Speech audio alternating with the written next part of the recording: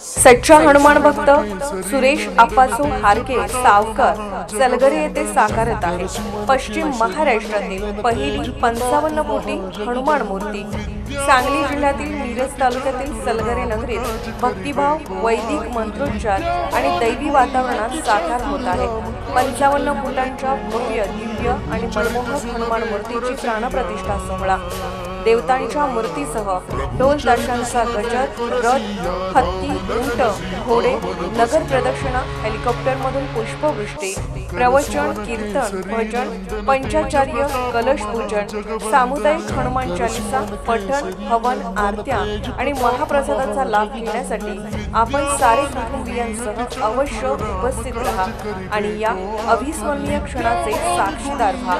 या मूर्ती प्राणप्रतिष्ठा सोहळ्यासाठी सदर्भ सिंहासनाधीश्वर श्री श्री श्री 1008 जगद्गुरु सिद्धलिंग राजदेशी केंद्र शिवाचार्य महास्वामीजी उज्जैनी महापीठ यांच्या शुभहस्ते होणार आहे। त्याशिवाय महाराष्ट्र राज्याचे ग्रामविकास मंत्री जयकुमार गोरे हे देखील उपस्थित राहणार आहेत। हा कार्यक्रम शुक्रवार दिनांक 10 ऑक्टोबर ते 14 ऑक्टोबर रोजी स्थळ महादेव मंदिराजवळ जानरावाडी रोड सलगरे।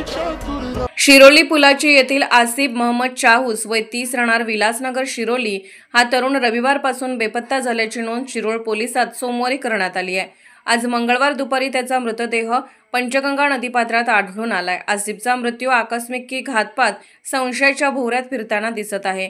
शिरोली पोलीस व घटनास्थळावरून मिळालेली माहिती अशी की आसिफ हा रविवारी सकाळी 5 मित्रांसोबत शिरोली औद्योगिक वसाहत नदीकाठी असणाऱ्या एका जॅकवेल जवळ पार्टी करण्यासाठी गेला होता। पार्टी, दारू, जेवण करून त्यांनी सायंकाळी 5 वाजता नदीपात्रात पोहण्यासाठी गेले असता तो पाण्यात बुडाला असल्याची माहिती त्याच्या सोबत असणाऱ्या मित्रांनी पोलिसात दिली। पण त्याच्या घरच्यांना आसिफचा मृत्यू बुडून होणे अशक्य वाटत होते, कारण तो पट्टीचा पोहणारा असल्याने त्याचा या गोष्टीवर विश्वास बसत नसल्याने त्यांनी सोमवारी त्याचा बेपत्ता की घातपात या संभ्रमात राहून पोलिसात तक्रार दिली आहे। पण काही लोकांनी पाहिले होते की पार्टीवेळी मित्रांच्यात काही वादाचा प्रसंग झाला होता। तो वाद मिटवून ते पोहायला गेले, पण पोहताना त्याचा घातपात झाला की आकस्मिक मृत्यू झाला, हा मात्र मोठा संभ्रम आहे। पण शिरोली पोलीस ठाण्याचे सहाय्यक पोलीस निरीक्षक सुनील गायकवाड यांनी घटनास्थळावर जाऊन परिसरातील सीसीटीव्ही फुटेज तपासले असता त्यांना कोणताही पुरावा सापडला नसल्याने त्यांनी सांगितले। पुलाची शिरोली प्रतिनिधी कुबेर हंकारे।